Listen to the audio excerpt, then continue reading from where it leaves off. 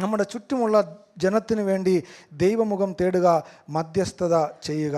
നമ്മളെ ദൈവം ഈ ലോകത്താക്കി വച്ചിരിക്കുന്നത് നമ്മുടെ ചുറ്റുമുള്ള ആളുകൾക്ക് വേണ്ടി മധ്യസ്ഥത ചെയ്യുവാനും അവരെ ദൈവത്തിന് വേണ്ടി നേടുവാനും വേണ്ടിയാണ്. നമ്മൾ നെഹമ്യാവിൻ്റെ പുസ്തകം അതിൻ്റെ 1-ാം അധ്യായം 5 മുതൽ 6 വരെയുള്ള വാക്യങ്ങൾ വായിക്കുമ്പോൾ അവിടെ കാണുവാൻ കഴിയുന്നത്, സ്വർഗസ്ഥനായ ദൈവമായ കർത്താവേ, മഹാനും ഭയങ്കരനുമായ ദൈവമേ, നിൻ്റെ ദാസന്മാരായ ഇസ്രായേൽ ജനത്തിനു വേണ്ടി രാവും പകലും നിൻ്റെ മുമ്പാകെ പ്രാർത്ഥിക്കുന്ന നിൻ്റെ ദാസൻ്റെ പ്രാർത്ഥന കേൾക്കേണ്ടതിന് നിൻ്റെ ചെവി ശ്രദ്ധയോടെ കണ്ണു തുറന്നും ഇരിക്കണമേ. ഞങ്ങൾ നിന്നോട് പാപം ചെയ്ത ഇസ്രായേൽ ജനത്തിൻ്റെ പാപങ്ങൾ ഏറ്റുപറയുന്നു. ഇവിടെ നെഹമ്യാവ് ഇസ്രായേൽ ജനത്തിൻ്റെ പാപം ഏറ്റുപറഞ്ഞ് പ്രാർത്ഥിക്കുകയാണ്. നമ്മൾ ചുറ്റുപാടുമുള്ള ആളുകളെ നോക്കി പലപ്പോഴും പറയാറുണ്ട്, അവരിങ്ങനെയുള്ള തെറ്റുകൾ ചെയ്യുന്നു, അവർ പാപികളാണ്.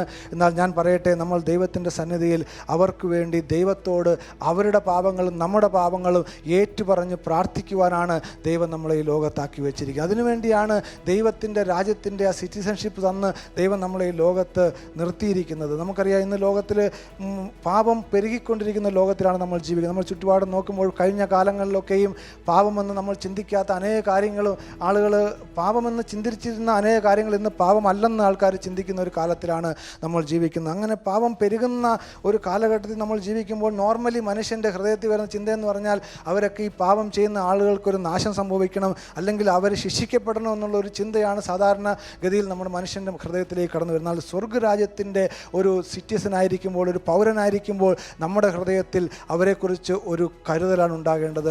അവരെ യേശുക്രിസ്തുവിനെ അറിഞ്ഞ് ഈ ദൈവരാജ്യത്തിൻ്റെ മക്കളായി തീരുവാനൊരു ഭാരം നമ്മുടെ ഓരോരുത്തരും ജീവിതത്തിൽ ഉണ്ടാകേണ്ടത് ആവശ്യമാണ്. നമ്മുടെ ചുറ്റുമുള്ള ആളുകൾക്ക് വേണ്ടി പ്രാർത്ഥിക്കുവാൻ ഒരു ഹൃദയം നമുക്കുണ്ടാകേണ്ടത് ആവശ്യമാണ്.